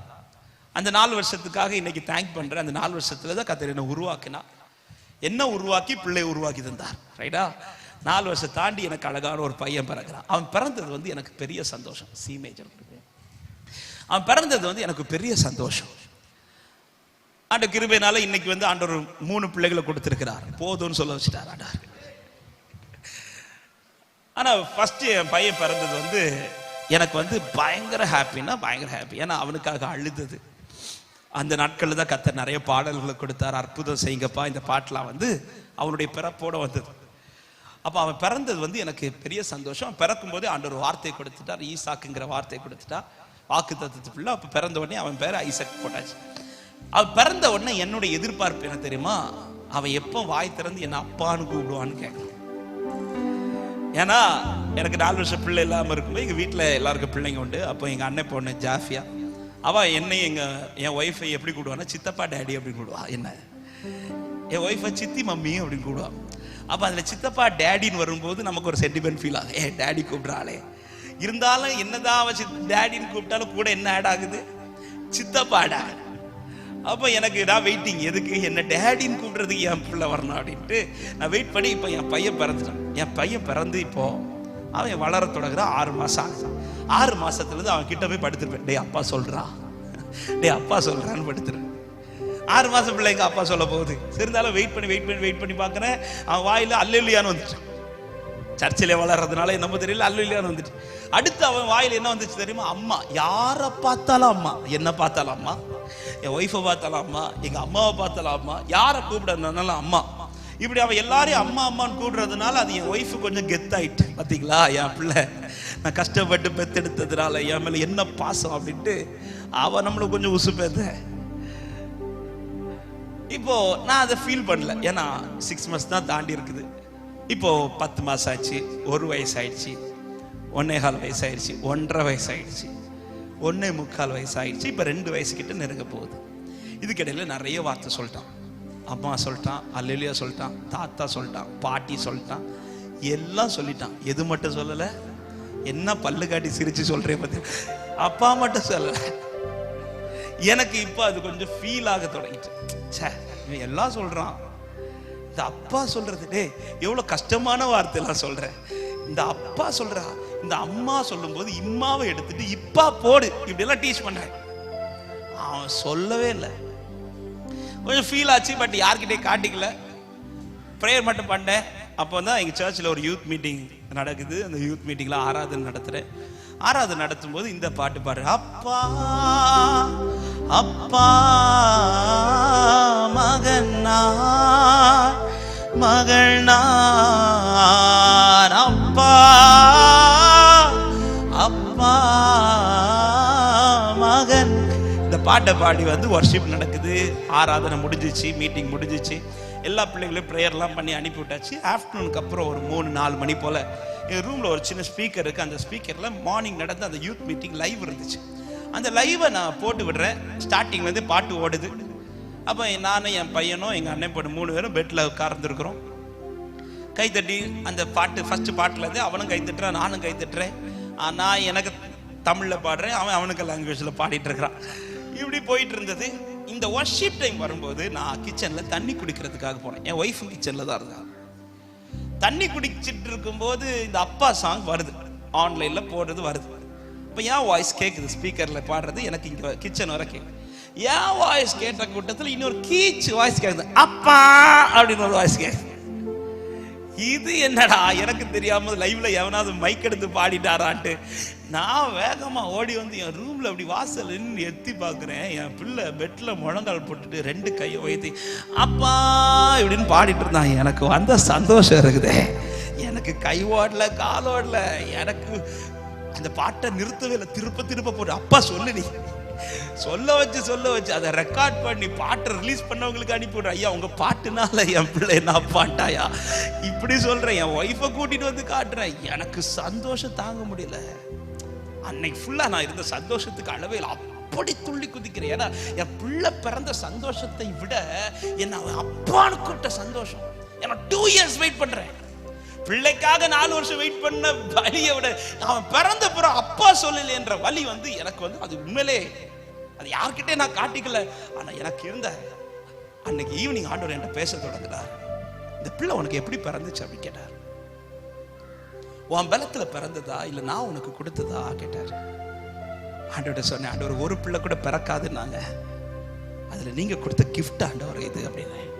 அப்பதான் ஆண்டவர் கேட்டார், நான் உனக்கு கொடுத்த பிள்ளை அவன் வாய்ஸ்ல உன்னை அப்பான்னு கூப்பிடுறது 2 இயர்ஸ் லேட் ஆனது, டிலே ஆனதும் உனக்கு வலிக்குதுல்ல, உனக்கு அது வலிக்குதுல்ல, நீ என்கிட்ட அப்பான்னு பேசி எவ்வளவு நாள் ஆச்சு அப்படின்னு கேட்டாரு. நீ என்கிட்ட அப்பான்னு பேசி எவ்வளவு நாள் ஆச்சு, உன் சத்தத்தை கேட்க எவ்வளவு நாள் துடிக்கிறேன் தெரியுமா, நீ என்னை கூப்பிட மாட்டியான்னு கேட்டு ஏங்கிட்டு இருக்கிற தெரியுமா, எத்தனை நாள் ஆச்சு. அதுக்காக நான் ஜெபிக்க மாட்டேன்னு கிடையாது. நான் எதுக்கு ஜெபிப்பேன் தெரியுமா, ஆண்டவரே இன்னைக்கு மீட்டிங் போறேன், ஆண்டவரே என்ன செய்தி கொடுக்கணும், ஆண்டவரே இன்னைக்கு நான் மீட்டிங் போறேன், என்ன வார்த்தை ஆண்டவரை பேசணும், தேவைக்காக கூப்பிடுவேன். இன்னைக்கு அநேகருடைய ஜெபம் எதுக்கு தெரியுமா, தேவைக்காக தேடுகிறதை தாண்டி பழகிறதற்காக தேடிப்பார், உன்னை கர்த்தர் ஜெயமாய் நிறுத்திடுவார். இன்னைக்கு பழகிறதற்கு யாரும் வேணாம். எக்ஸாம் நெருங்குதா, ஆண்டவரே எக்ஸாம் வருதுப்பா, இன்னைக்கு பாஸ் பண்ணி விட்டுருங்கப்பா. எக்ஸாம் முடிஞ்ச உடனே அதுக்கப்புறம் அவரை காணாது. அதுக்கப்புறம் என்னைக்கு வருவீங்க, ரிசல்ட்டுக்கு முந்தின நாள் பாஸ்டர் வந்து பார்ப்பாரு, என்ன இந்த பிள்ளை புதுசா சர்ச்சுக்கெல்லாம் வந்து ப்ரேயர் பண்ணுது. ரீசன் என்ன, நாளைக்கு எக்ஸாம் இருக்கு, அல்லது நாளைக்கு ரிசல்ட் இருக்கு, அல்லது நாளைக்கு ஏதோ ஒரு தேவை இருக்குது. இன்னைக்கு ஒரு நெருக்கம் வந்தாதான், ஒரு தேவை வந்தாதான் எனக்கு தேவனை தேடுற இருதயம் வருதுன்னா எப்படி என்னால ஜெயிக்க முடியும்? இன்னைக்கு சிலருக்கு நெருக்கம் வந்தாதான் தேவனை தேடுற அனுபவமே வருது. ஆண்டவர் இடைப்பட்ட வார்த்தை இதுக்காக நான் அப்பதான் புரிஞ்சுக்கிட்டேன், ஏன் என் ஆண்டவர் பிள்ளைய 2 வருஷம் பிடிச்சு வச்சார். ஹல்லேலூயா. ஏன்னா அதுக்கப்புறம் 2 பிள்ளைங்க பிறந்தாங்க. அந்த பிள்ளைங்க பிறந்து கொஞ்ச நாளே அப்பான்ட்டு, நீ 3வது பையன் வந்து அப்பா அப்பான்னு தான் சொல்லிட்டே இருக்கான், விடமாட்டான். அப்போ அப்பா சொல்ல வைக்கிறது ஆண்டவருக்கு அது விஷயம் இல்லை, அந்த காரியத்தை எனக்கு கற்றுக் கொடுக்க அன்னைக்குதான் உணர்ந்துக்கிட்டேன். சாரி அப்பா, நீங்க பழகிறதுக்கு உட்கார்றீங்களா? தானியேல், ஆண்டவரே நாளைக்கு எனக்கு பிரச்சனை இருக்கு ஆண்டவரே, அதனால இன்னைக்கு பழகிறதற்காக மோசையை பார்த்தீங்கன்னா தெரியும், பழகிறதற்காக தான் மலைக்கு போய் உட்காருவார், தேவைக்காக அல்ல. தன் காரியம் சந்திக்கப்படுவதற்கல்ல மோசே வாழ்ந்துருவார். மோசே மேல போய் 6 நாள் சும்மா தான் இருப்பார். ஃபர்ஸ்ட் 7வது நாள் தான் கர்த்தர் சத்தமே கொடுப்பார், மோசே அப்படின்னுவார். அப்ப இந்த 6 நாள் என்னங்க செஞ்சிருப்பாரு? சும்மா முகம் பார்த்திருப்பாங்க, அவ்வளவுதான். இந்த ஒரு ரிலேஷன், இந்த ஒரு உறவு இன்னைக்கு என் லைஃப்ல உண்டாகுமானால், எந்த ராஜ்யபார காலமானாலும் கர்த்தர் உனக்கு ஜெயத்தை தர வல்லவரா இருக்கிறார். கவலை இருந்தா என்ன, இல்லாட்டா எனக்கு என்ன? இப்படி நான் உறவுக்குள்ள இருந்தா யார் எனக்கு என்ன தீங்கு செய்தால் என்ன, எனக்கு அதை குறித்து கவலை இல்லை. கர்த்தராகிய இயேசு கிறிஸ்துவின் அன்பை விட்டு என்னை எதுவும் பிரிக்க முடியாது சொல்ற பிள்ளைங்க நல்ல கைகளை தட்டி ஆமென் சொல்லுங்க பார்க்கலாம். ஹalleluya. நல்ல கரங்களை தட்டி இந்த உறவை விட்டு பிரிக்காதபடி காத்துக்கொள் உன்னை. ஆமென். இன்னைக்கு அநேகர் வாழ்க்கையில பெரியவர்களுக்கும் இந்த வார்த்தையை சேர்த்து சொல்லுகிறேன். இன்னைக்கு சத்துரு கை வைக்கிறது இந்த உறவுக்குள்ளதான். the personal relationship with God, ஆண்டவரோடு இந்த personal relationship இன்னைக்கு உங்களுக்கு எப்படி இருக்கிறது என்பதை கொஞ்சம் யோசியுங்கள். கூட்டத்தோட ஆராதிப்போம், இது பார்க்கும்போது பயங்கரமா தெரியும் மற்றவர்களுக்கு. இது அல்ல என் தனிப்பட்ட அறையில் நான் தனிமையா இருக்கும்போது என் ஆண்டவர் கிட்ட நான் எவ்வளவு தூரம் பழகுறேன், நான் பேசுறேன். இந்த உறவு இல்லாமல் கர்த்தர் என்ன உயர்த்துவாரான்னு கேட்டா அது எனக்கு கேள்வி. பேதுரு என்ன எழுதி வைத்திருக்கிறார்? 1 பேதுரு 5வது அதிகாரம் 6வது வசனத்தில் தெரிந்த வார்த்தை, ஆகையால் ஏற்ற காலத்தில் அவர்களை உயர்த்தும்படிக்கு அவருடைய பலத்த கைக்குள் அடங்கி இரு. அவர் உயர்த்துனா நீ கைக்குள்ளதான் இருக்கணும். கைக்குள்ள இருக்கிறதே நான் இந்த உறவோட சேர்த்து சொல்றேன். கைக்குள்ள இருக்கிறது என்னென்ன, இந்த உறவுல நீ ஸ்டடியா இருன்றார். உன் பர்சனலா நீ ஆண்டவரோடு உள்ள இந்த உறவுல நீ ஸ்டடியா இரு. ஒரு நாள் வரும்போது அந்த கரம் உன்னை உயர்த்தி மேன்மைப்படுத்தும். ஹalleluya. ஒரு குயவன் ஒரு மண்ணை வணையணும்னா அந்த மண்ணு திரிகையில மட்டும் இருந்தா போதாது. திரிகையில இருந்து மட்டும் சுத்திட்டே இருந்தா அதுல ஒரு பிரயோஜனமும் இல்ல. திரிகையில சுத்துற மண்ணு அது பாத்திரமா வணையணும்னா அந்த மண்ணுக்கு மேல ஒருத்தர் கை படணும். ஆமென் சொல்லுங்க பார்க்கலாம். அது வேற எந்த கை பட்டாலும் அது பாத்திரமாகாது. குயவன் கை பட்டா மட்டும்தான் பாத்திரமாகும். அதே போலதான் அவர் கைக்குள்ள இருந்தா மட்டும்தான் இந்த வாழ்க்கை ஏதோ ஒரு விதத்தில் ஜெயமாய் மாறிக்கொண்டே இருக்கும். இல்ல நான் மண்ணு நான் திரிகை இருக்கிறேன் நானே சுத்தி அப்படின்னா சுத்திட்டே தான் இருக்கணும். அந்த சுத்திர மண்ணு அது ஒரு பாத்திரமாய் அது வணையப்பட வேண்டும் என்றால் குயவன் கை அந்த மண் மேல தொடணும். அதான் அந்த ரிலேஷன்ஷிப் அந்த மண்ணுக்கு மேல தொட்டாதான். ஹalleluya. தாவீது ஒரு கல்லை எடுத்து கோலியாத்தை ஜெயமாய் வீழ்த்தினார்ல. இந்த கல்லை எடுத்து வீழ்த்தினது எப்படி வீழ்த்தினார் தெரியுமா? 1 சாமுவேல் 17வது அதிகாரம். இந்த உறவை எடுத்ததுனால இந்த சம்பவத்தை நான் சொல்ல விரும்புகிறேன். ஆமே 1 சாமுவேல் 17வது அதிகாரம். கர்த்தருக்கு மகிமை உண்டாவதாக. தாவீது அந்த பெலிஸ்தீனாகிய கோலியாத்தை முறியடிக்க போகும்போது 40வது வசனத்தை வாசியுங்கள்.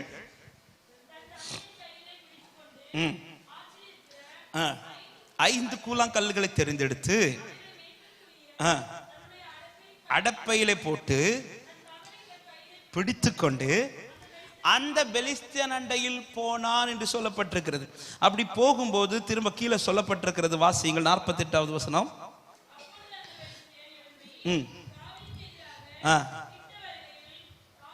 தீவிரமாய் அந்த சேனைக்கும் அந்த பெலிஸ்தியனுக்கும் எதிராக ஓடி தன் கையை அடைப்பத்திலே போட்டு அதிலிருந்து ஒரு கல்லை எடுத்து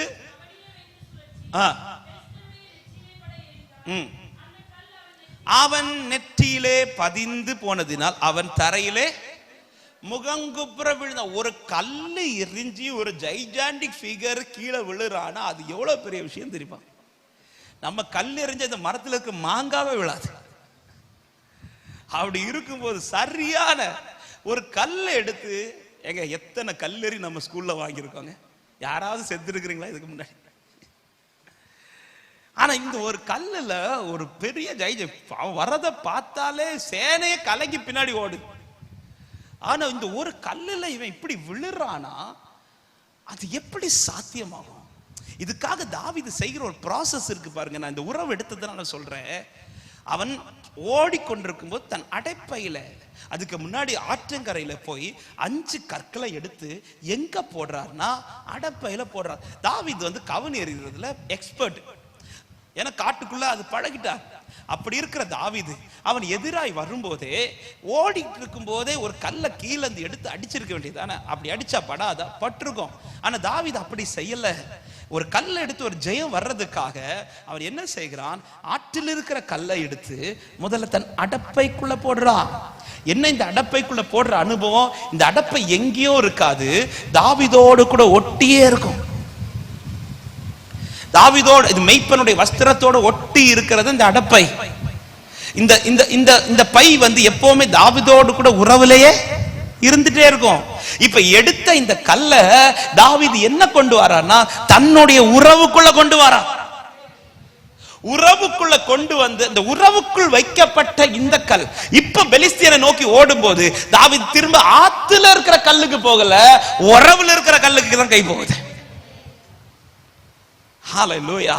அதுதான் ஏற்ற காலத்தில் அவர் உங்களை உயர்த்தும்படிக்கு. அவர் எங்க தேடுவார் தெரியுமா? உறவுல யார் இருக்கிறார்களோ அவர்களை தான் கர்த்தர் எடுத்து கரத்தில் உயர்த்துவார். ஆமென் சொல்லுங்க பார்க்கலாம். ஆற்றில் இருக்கிற எங்கேயோ கிடக்கிற கல்ல கர்த்தர் கை வைக்க மாட்டார். உறவில் இருக்கிற கல்லு தான் ஒரு நாள் உயர்த்தப்படும். நம்புறவங்க சத்தமாய் ஆமென் சொல்லுங்க பார்க்கலாம். நான் எங்கேயோ இருப்பேன், எனக்கு ஆண்டவருக்கு சம்பந்தமே இருக்காது. வருஷத்துல ஒரு நாள் ஆலயத்துக்கு வருவேன், அல்லது வாரத்துல ஒரு நாள் ஆலயத்துக்கு வருவேன், அல்லது இப்படிப்பட்ட ஏதோ ஸ்பெஷல் கூட்டத்துல மட்டும் வந்து உட்கார்ந்துட்டு போவேன். என்ன கர்த்தர் உயர்த்துவார், என்ன கர்த்தர் ஆசீர்வதிப்பாரான்னு கேட்டா அதுக்கு எனக்கு கேரண்டி கிடையாது. ஆனா உறவிலே ஒருவன் இருப்பானால் ஏற்ற காலத்தில் கர்த்தர் அவனை உயர்த்த ஒரு நாள் வைத்திருக்கிறார். கர்த்தர் அவனை உயர்த்துவார். பைக்குள்ள இருக்கிற கல்லையை உயர்த்துவார், கைக்குள்ள இருக்கிற பிள்ளையை உயர்த்த மாட்டாரா? ஹல்லேலூயா, ஹல்லேலூயா. கூட்டத்துக்குள்ள இருந்த அப்பத்தை கர்த்தர் 3வது நாள் எடுத்து உயர்த்தினார்னா, ஹல்லேலூயா, அவர் சமூகத்தில் அவரை நம்பி இருக்கிற என் வாழ்க்கை கர்த்தர் ஒரு நாள் உயர்த்துவார். உறவு ரொம்ப ரொம்ப முக்கியம். ரிலேஷன்ஷிப் தேவனுடையவனாய் காண்பிக்கிறது மட்டுமல்ல, தேவனோடு உள்ள பழக்கம் ரொம்ப ரொம்ப முக்கியம். 3வது 2 காரியத்தை நான் வேகமாய் சொல்லி ஜெபிக்கிறேன். தேவ பிள்ளைகளோடு ஐக்கியம். தேவ பிள்ளைகளோடு ஐக்கியம். தானியேல் 2வது அதிகாரம் அதனுடைய 17, 18, 19 வசனங்களை வேகமாய் வாசியுங்கள்.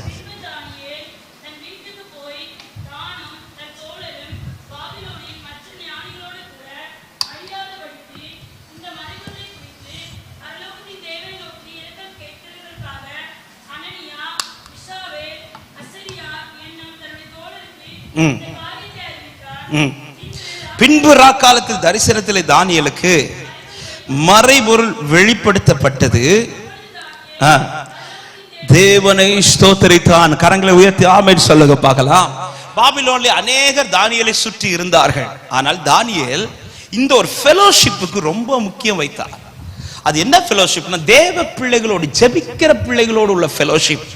அன்பான வாலிப பிள்ளைகளுக்கு நான் இந்த வார்த்தையை அன்பா சொல்றேன். உன் வாழ்க்கையில் நிறைய ஃப்ரெண்ட்ஸ் இருக்கலாம், எல்லா ஃப்ரெண்ட்ஸுக்கும் ஒரு லிமிட் இருக்குது. ஆனா உன் லைஃப்ல ஃபெலோஷிப்ங்கிறது யாரோடு நீ வைத்திருக்கிறா என்பது ரொம்ப ரொம்ப ரொம்ப முக்கியம். உன் ஃபியூச்சர்ல கர்த்தர் உன்னை ஆசீர்வதிக்க வேண்டும் என்றால், உன் ஃபியூச்சர் கர்த்தரால் ஆசீர்வாதமாய் ஜெயமாய் இருக்க வேண்டும் என்றால், உன்னுடைய ஃபெலோஷிப் ஐக்கியம் என்பது யாரோட கூட அல்ல, ஜெபிக்கிறவர்களோடு இருக்க வேண்டியது அவசியம். ஆமென். எனவேதான் நீங்க போகிற சர்ச்சில், இங்க நிறைய சர்ச் போற பிள்ளைங்க வந்திருக்கிறீங்க, நீங்க போகிற சர்ச்சில் ஜெபிக்கிறவர்களோடு நல்ல ஐக்கியத்தில் இருங்க. கண்டிப்பா உங்களுக்குன்னு உங்களை ஸ்பிரிச்சுவலா வழி நடத்துகிற ஒரு நல்ல ஒரு மென்டர் உங்களுக்கு கண்டிப்பா இருக்கணும். அது அதிகமாக உங்களுடைய சபை போதகரா இருக்கலாம், அல்லது ஒரு யூத் லீடரா இருக்கலாம். கண்டிப்பா உங்களை வழி நடத்த நீங்க விட்டு கொடுக்கணும். அவங்க என்ன சொல்றாங்களோ அதற்கு நீங்கள் கீழ்ப்படிந்து செல்ல வேண்டியது ரொம்ப ரொம்ப அவசியம். காரணம், ஆமென், கர்த்தர் அவர்கள் மூலமாய் கர்த்தர் உங்களுக்கு தேவையான வார்த்தைகளை தந்து பலப்படுத்துவார், ஆலோசனை தந்து பலப்படுத்துவார். தானியேலை பாருங்க, இருக்கிறது பாபிலோன்ல. இன்னும் சொல்ல போனா தானியேல் மற்றவர்களை விட இன்னும் அடுத்த ஒரு ஸ்தானத்துல தான் ஆண்டவர் அவனை வைத்திருக்கிறார். அப்படி இருந்த பிறகும் தன்னுடைய காரியத்தில் ஒரு ஜெயத்தை பெறுவதற்காக தானியேல் எல்லாரிடத்திலும் போய் நிற்காமல் தனக்கு இருக்கிற அந்த ஐக்கியமாய், அதாவது ஜெபிக்கிற ஒரு நண்பர்கள் இருக்கிறாங்க பாருங்க, இந்த ஜெப ஐக்கியத்துல தன்னை ஈடுபடுத்தின போது அந்த இரவில் மறைபொருள் அவனுக்கு முன்பாக வெளிப்படுத்தப்படுகிறது. அவனை கர்த்தர் அந்த காரியத்துல ஜெயமாய் நிறுத்துகிறார். இந்த பிரேயர் ஃபெலோஷிப் ரொம்ப ரொம்ப முக்கியம். கண்டிப்பா நீங்க உங்க சர்ச்சில் வாலிபர் கூட்டம் நடக்கும்னா அந்த கூட்டத்துல கலந்து கொள்ளுங்கள். நல்ல ஜெபிக்கிறவர்களோட ஐக்கியம் வைங்க. இந்த ஐக்கியம் எதற்காக என்றால், உன் இஷ்டம் போல ஏதோ ஒன்று பேசுறதற்காக அல்ல, உலக காரியத்தை பேசுறதற்காக அல்ல, தேவனுக்கு அடுத்த காரியத்தை பேசுறதற்கும், தேவனுக்கு அடுத்த காரியத்தில் நீங்கள் வளர்கிறதற்கும், ஜெப உதவிகளை நீங்கள் பெற்றுக்கொள்வதற்காக. சில இடத்துல நீங்க கொஞ்சம் வீக் ஆகுறீங்கன்னா அந்த ஃபெலோஷிப் உங்களுக்காய் ஜெபிக்கும் போது அந்த ஜெபத்தில் உங்களை கர்த்தர் பலப்படுத்தி எழுப்பி நிறுத்துவார். இது எல்லாருக்கும் தேவை, எல்லாருக்கும் தேவை. இது வாலிபர்களுக்கு மட்டுமல்ல, ஆமை மற்றவர்களுக்கு இந்த வார்த்தையை சொல்லுகிறேன். நல்ல ஒரு ஐக்கியத்தில். அதனாலதான் ரட்சிக்கப்படுகிற தேவ பிள்ளைகளை கர்த்தர் எங்க கொண்டு வந்து சேர்க்கிறாராம்? சபையில கொண்டு வந்து சேர்க்கிறார். எதுக்கு? ரட்சிக்கப்பட்ட அடுத்த நாளே பரலோகத்துக்கு சேர்க்க வேண்டியதுதானே. கர்த்தர் அப்படி சேர்க்கவில்லை. இந்த பூமியிலே நாம் வாழுகிற நாள் வரையிலும் ஜெயமாய் நிற்க, தேவ ஆலோசனையில் நடப்பதற்காக கர்த்தர் சில ஐக்கியத்திலே கொண்டு வந்து சேர்க்கிறார். அதே போலதான் வாலிபர்கள் நல்ல ஒரு ஜெப ஐக்கியத்தில் இருக்கணும். உங்க கூட சூழ்ந்து இருக்கிறவர்கள் உலகத்திற்குரியவர்களா இல்லாதபடி உன்னதத்திற்குரியவர்களா இருப்பார்கள். ஆனால் உன்னை எந்த காரியத்தில் சத்துரு வீழ்த்த கர்த்தர் விட மாட்டார். ஆமென். தானியேல் பாபிலோன் அநேகர் பழகி இருப்பார்கள். அந்த நேரத்துல தானியேல் இப்போ ஒரு ஸ்தானத்துல போகும்போது கூட எத்தனையோ பேர் அவனுக்கு கூட இருந்திருப்பார்கள். ஆனா தானியேல் எதுல போக்கஸா இருக்கிறான்? தான் கூட யார் ஐக்கியமா இருக்கணும்? என் லைஃப்ல யார் ஐக்கியமா இருக்கணும்? என் கூட ஃப்ரெண்ட்ஸ் நிறைய இருக்கலாம். எனக்கு ஆண்டவர் கிருபையினால நிறைய நண்பர்களை கர்த்தர் கொடுத்திருக்கிறார். தேவனை அறியாத அநேக நண்பர்களா இருக்கிறார். ஆனா ஃபெலோஷிப், யாரோடு ரொம்ப டைம் ஸ்பெண்ட் பண்றேன்? ஹalleluya. என்ன காரியத்தை நான் ரொம்ப பேசுறதுக்கு இடம் கொடுக்கிறேன் என் லைஃப்ல? இது ரொம்ப ரொம்ப ரொம்ப ரொம்ப முக்கியம். எனக்கு ஜெபிக்கிற நண்பர்கள் இருக்கிறார்களா? ஜெபிக்கிற ஐக்கியம் உடையவர்கள் இருக்கிறார்களா? இதெல்லாம் ரொம்ப கவனம். இந்த வாழ்க்கை இப்படிப்பட்ட ஒரு ஐக்கியத்தில் நீங்கள் இருப்பீர்கள். ஆனால் தானியேலின் காரியம் ஜெயமா இருந்தது போல உங்கள் காரியத்தை கர்த்தர் ஜெயமாய் நிறுத்துவார். எஸ்தரை பாத்தீங்கன்னா தெரியும். ஹalleluya.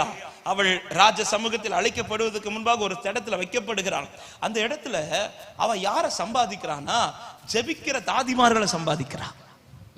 ஒரு சிச்சுவேஷன் வந்த போது ஆமா மொர்தெகாய் சொல்லி அனுப்புறா. ஆமா இந்த காலத்தில் நீ மௌனமா இருந்தா ரட்சிப்பு ஆமா வேறொரு வழி வந்துடும். ஆனா உனக்கும் குடும்பத்துக்கு கஷ்ட காலம் சொன்னதும் ஆமா எல்லாரும் உபவாசம் கூற சொல்லிட்டு பைபிள் சொல்லுகிறது அவள் தன் தாதிமார்களோட. அப்ப அந்த இடத்துல அவ யாருடைய ஐக்கியத்தை ரொம்ப சேகரிக்கிறானா? இந்த ஜெபிக்கிறவருடைய ஐக்கியம்.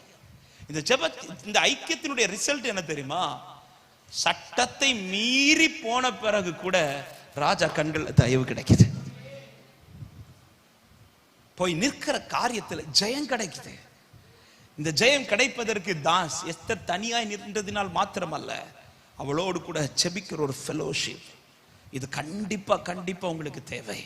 சில இடத்துல நீங்க தனியா நின்று ஃபேஸ் பண்ண முடியாத இடத்துல எல்லாம் இந்த ஐக்கியத்துடைய ஜெபம் உங்க லைஃப்ல அநேக ஜெயத்தை கர்த்தர் கொண்டு வர வைத்துக் கொண்டே இருப்பா. கர்த்தர் உங்களை அப்படி பலப்படுத்துவாராக. எனவே இதுவரை இந்த யூத் மீட்டிங்க்கு போகாதவர்கள், இந்த ஐக்கியத்தில் இல்லாத பிள்ளைகள்லாம் நீங்க உங்க சர்ச்சில் போய் நல்ல ஒரு ஐக்கியத்தில் அந்த ஃபெலோஷிப்ல கலந்து கொள்ளுங்கள்.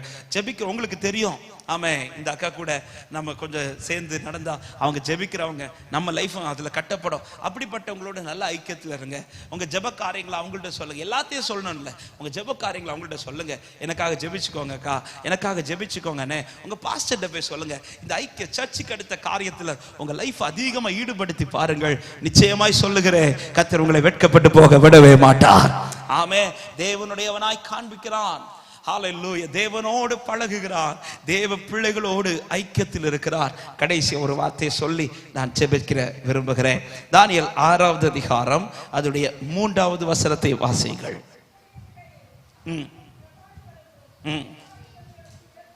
மேற்பட்டவனாயிருந்தான் தானியேலுக்குள் விசேஷித்த ஆவி இருந்தமையால் அவனை ராஜ்யம் முழுமைக்கும் அதிகாரியாக ஏற்படுத்த ராஜா நினைத்தான். கரங்களை உயர்த்தி ஆமென் சொல்லுங்க பார்க்கலாம்.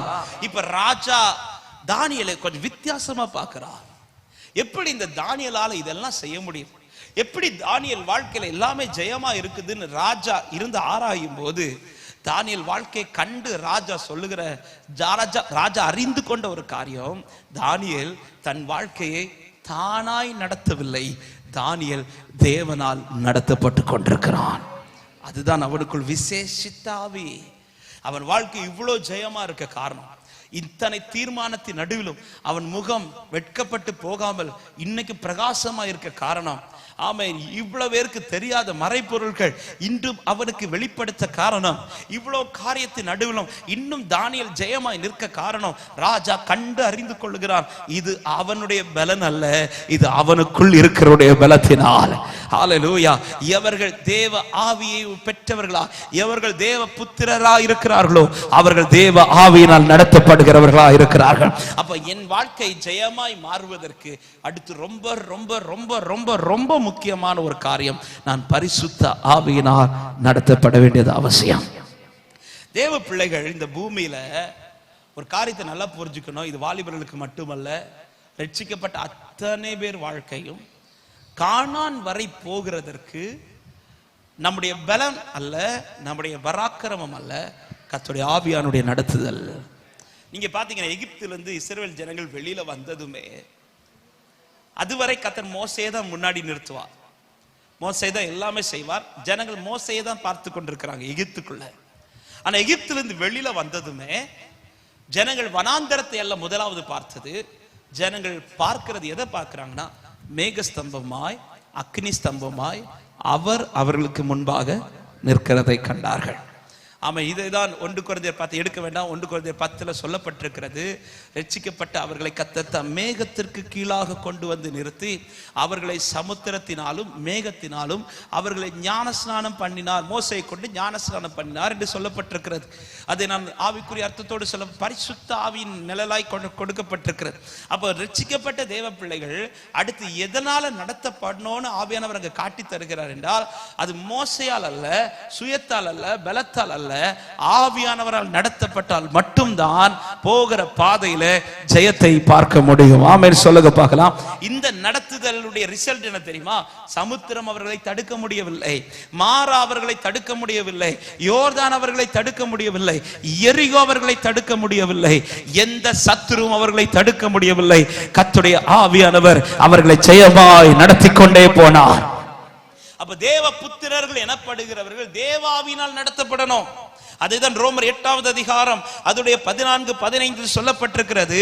மேலும் எவர்கள் தேவனுடைய ஆவியினால் நடத்தப்படுகிறார்களோ அவர்கள் தேவனுடைய புத்திரராயிருக்கிறார்கள். அந்தபடி திரும்பவும் பயப்படுகிறதற்கு நீங்கள் அடிமைத்தனத்தின் ஆவியை பெறாமல் அப்பா பிதாவே என்று கூப்பிட பண்ணுகிற புத்திர சுவிகாரத்தின் ஆவியை பெற்றிருக்கிறீர்கள். தானியேல் இவ்வளவு ஜெயமாய் நிற்க ரீசன், ராஜா பார்த்து சொல்றார், இது அவன் நடக்கல, அவனுக்குள் ஒருவர் அவனை நடத்தி கொண்டிருக்கிறார். ஆவியானுடைய நடத்துதல் இது ஒரு தேவ பிள்ளைக்கு ரொம்ப ரொம்ப அவசியம். அலைந்து சாமுவேலிடத்தில் வந்தவன் தான் சவுல். அலைந்து திரிந்து, ஹல்லேலூயா, அலைந்து திரிந்தவனா சாமுவேலிடத்தில் வரும்போது சவுல் எப்படிதான் வர்றா தெரியுமா? அலைந்து ஒன்றும் கிடையாமல், தோற்று வெட்கப்பட்டு திரும்பி வீட்டுக்கு போலான் இருக்கும் போதுதான் கூட வந்தவன் சொல்றான், இங்க ஒரு தீர்க்கதரிசி இருக்கிறான். அப்படிதான் வர்றான். சாமுவேலிடத்தில் வரும்போது எதுவுமே கையில கிடையாது. இவன் காணிக்கை கூட அவன்கிட்ட கடன் வாங்கி தான் சாமுவேல்கிட்ட கொடுக்கிறான். அப்படிப்பட்ட நிலையில் வந்தவன் இப்பொழுது திரும்பி சாமுவேலிடத்திலிருந்து புறப்படும் போது எப்படி புறப்பட்டான் தெரியுமா? அபிஷேகத்தோட புறப்பட்டான். இந்த அபிஷேகத்தோட புறப்பட்ட இந்த சவுல் பிற்பாடு அலையவில்லை, அவன் ஆளுகிறவனாய் புறப்பட்டான். போகும்போது எது காணாம போச்சுதோ அது கிடைச்சதுங்கிற செய்தி வருது. அது மட்டுமல்ல, ஜனங்கள் நடுவில் கர்த்தர் அவனை ராஜாவாய் ஆளும்படி நிறுத்துகிறார். இப்படி ஒரு மேன்மை, இப்படி ஒரு மகிமை, இப்படி ஒரு ஜெயம் சவுலே உனக்கு எதனால கிடைச்சதுன்னு கேட்டா சவுல் சொல்லுவார், இது என் பலத்துல வந்ததல்ல, இது பராக்கிரமத்துல வந்ததல்ல, என் மேல் ஊற்றப்பட்ட அபிஷேகத்தினால் எனக்கு கிடைக்கப்பட்டது.